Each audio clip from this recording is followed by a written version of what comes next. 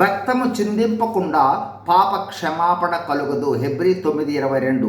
దేవుని వాక్యము సెలవిచ్చినది ఏమనగా, పాపములు క్షమించబడవలనంటే రక్త ప్రోక్షణ అవసరం.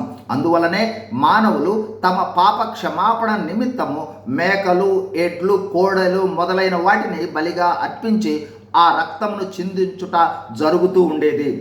అయితే దేవుని వాక్యము సెలవిచ్చినది ఏమనగా, ఎడ్ల యొక్కయు మేకల యొక్కయు రక్తము పాపములను తీసివేయుట అసాధ్యము. అందుచేతనే ఈ బలులు పాపము చేసిన ప్రతిసారి అవసరము. పాపము చేసిన వ్యక్తి బలి అర్పించి రక్తాన్ని ప్రోక్షించటం వలన ఆ పాపము వరకే కప్పివేయబడుతుంది. మరలా ఆ పాపమును చేస్తే మరలా బలి అవసరం. ఎన్ని పాపములు చేస్తే అన్ని బలులు అవసరం. అయినను పాపములు తీసివేయబడవు.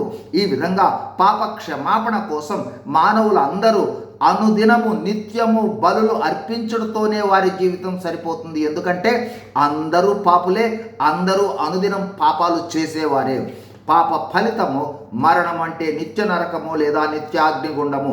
ఈ విధంగా పాప నైజము కలిగిన మానవులు ఏ విధమైన ప్రయత్నాల వల్ల పాప క్షమాపణ లేదా విడుదల పొందలేని మానవ నిస్సహాయ స్థితి నుండి మానవులను విమోచించుట కొరకై దేవుని ఏర్పాటే తన ప్రియ కుమారుడైన యేసు ప్రభువును ఈ లోకమునకు మానవులందరి కోసం రక్తము చిందించుటకు బలి పశువుగా లోక పాపములను మోసికొని పోవు దేవుని గొర్రె పిల్లగా పంపించుట.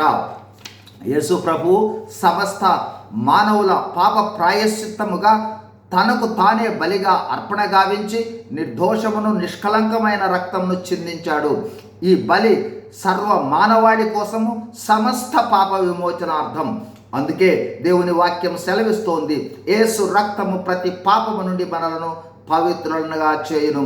కావున పాప స్వభావం కలిగిన మానవులమైన మనము పాప పశ్చాత్తాపంతో యేసు ప్రభువారి బలియాగాన్ని విశ్వసించి ఆయన మరణ, భూస్థాపన, పునరుద్ధానాలను నమ్మితే, అనగా మన పాపములను మనము ఒప్పుకొనిన ఎడల ఆయన నమ్మదగిన వాడును నీతిమంతుడును గనుక ఆయన మన పాపములను క్షమించి సమస్త దుర్నీతి నుండి మనలను పవిత్రులుగా చేయును.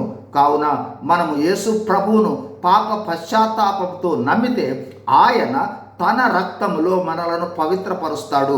మనము నీతిమంతులమవుతాము. నరకము నుండి తప్పించబడి పరలోకాన్ని పొందుకుంటాము. దేవుణ్ణి కలిగి దేవుని స్వాస్థ్యాన్ని పొందుకుంటాము. కావున యేసు ప్రభువును విశ్వసిద్దాం, పరలోకమును స్వతంత్రించుకుందాం. God bless you. Thank you.